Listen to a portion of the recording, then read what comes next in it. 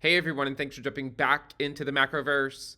Today, we're going to talk about total non-farm employees and how you can use this to look at the odds of a recession. If you guys like the content, make sure you subscribe to the channel, give the video a thumbs up, and also check out Into the Cryptoverse Premium at intothecryptoverse.com. Let's go ahead and jump in. So we've talked before about the overlying risk of a recession. We're not saying we're, in one right now. We didn't say we were in one in 2022. It's just that there is a risk of it occurring. And we always want to understand what that risk is, right? It's not to say anything is definitive. It's just to say there is a risk of a recession and what are some metrics that we can look at to help us better understand if we are in a recession or not. And you might wonder, well, what's the point of really knowing, looking at an indicator to tell us whether we're in a recession or not? The reason is because, by the time a recession is declared, it can often be well after the bottom is already in.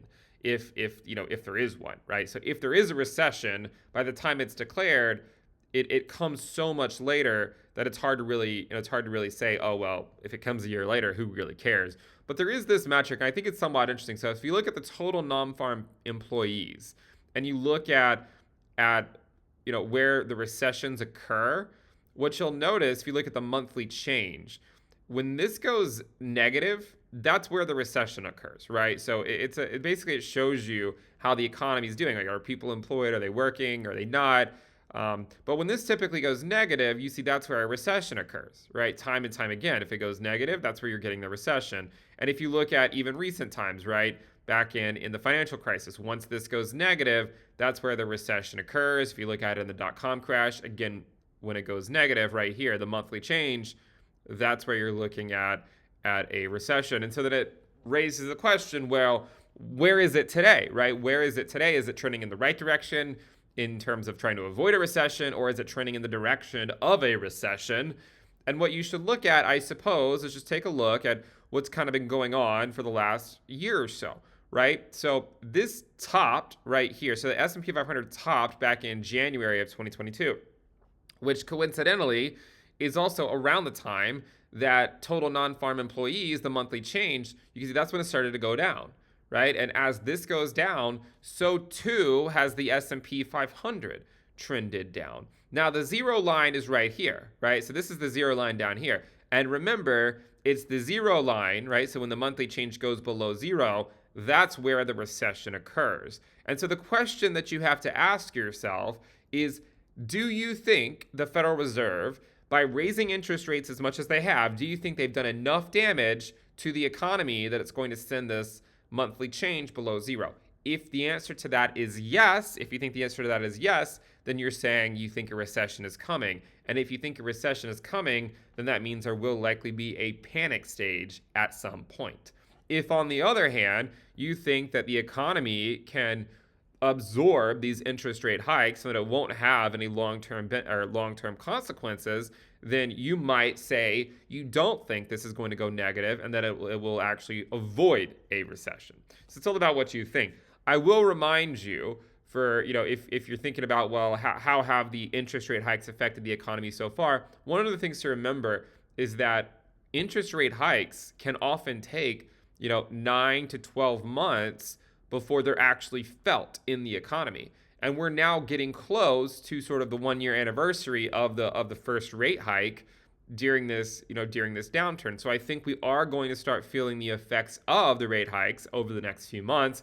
And the only question will be is, how big of a hit does it make to the unemployment rate? Like, how big of a hit does it make? And where do total non-farm employees end up coming in? So if you take a look at the trend, right, the trend is important. And you can see it hasn't been a monotonically, it hasn't been going down monotonically. If you go look at January, and again, this is in thousands of persons, right? But if you look at January, it was 504, the monthly change anyways, right? The monthly change, because we're looking at monthly change, not just the metric. It was 504, but then it jumped up to 714 and then down to 398, 368, 386, 293, 537, but then all the way down to 292, 269, 263, 256, and 223.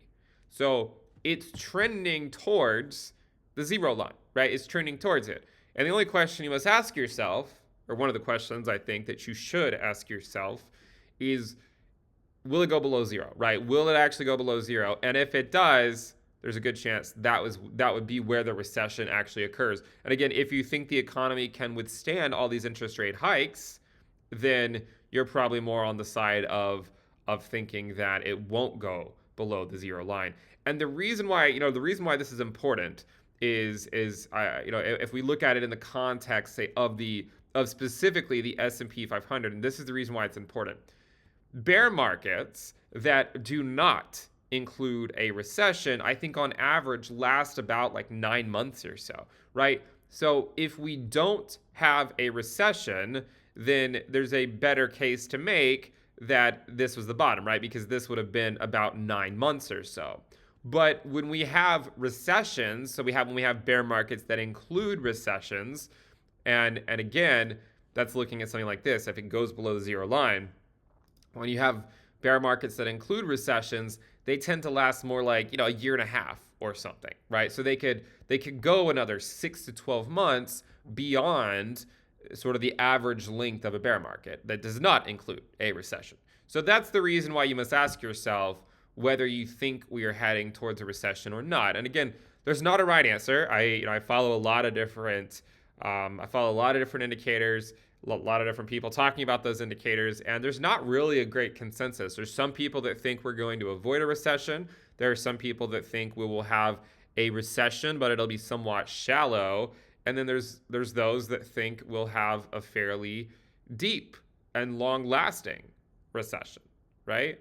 So depending on where you stand will, of course, ultimately dictate whether you think the bottom is in for not for traditional markets, right? So again, that is the risk, right? There's always a risk on the market, and of course, that is the risk that currently stands is does the economy ultimately go into a recession, or does it avoid a recession and not go into it and show that the economy is actually stronger? So we've outlined the risks involved, and of course how that pertains to the S&P 500. Note that the S&P 500 is coming up here on some pretty big resistance levels, so I do think that's at least important to look out for to see if it actually breaks through or if it doesn't. And I mean, if it doesn't and it just ends up being another rejection and we come back down, that doesn't even mean that, we could come back down, right? There's a potential, right, where we could go up, come back down, and then still come back up and then have to ask the same question here in like 2 or 3 more months, right? So again, this has been going on for a year now, right? We find ourselves at the top of the trend line once again, and of course, all sorts of speculation, right, as always, as to what that ultimately means. But hopefully, again, the looking at these macro metrics, right, the total non-farm employees, is helpful to you in trying to determine whether you think we're headed towards a recession. If you take a look at trends from, say, prior cycles, you can kind of see that it was sort of slowly trending down, and then once it actually briefly went negative here, and that was sort of finally where the market started to roll over. And then once it really went negative, the market ended up collapsing. So that was back in the financial crisis, and then during the dot-com crisis, you can see here that it peaked and it came down, and then the market came down with it. And then once it went into that negative territory, this is ultimately where the recession actually occurred. Okay, so again, just another macro indicator. We've covered several of them. Just one more to add to your toolkit. Again, give the video a thumbs up if you guys like this content. If you guys like me talking about the macroverse, make sure you subscribe. Again, check out Into the Cryptoverse Premium. I'll see you guys next time. Bye.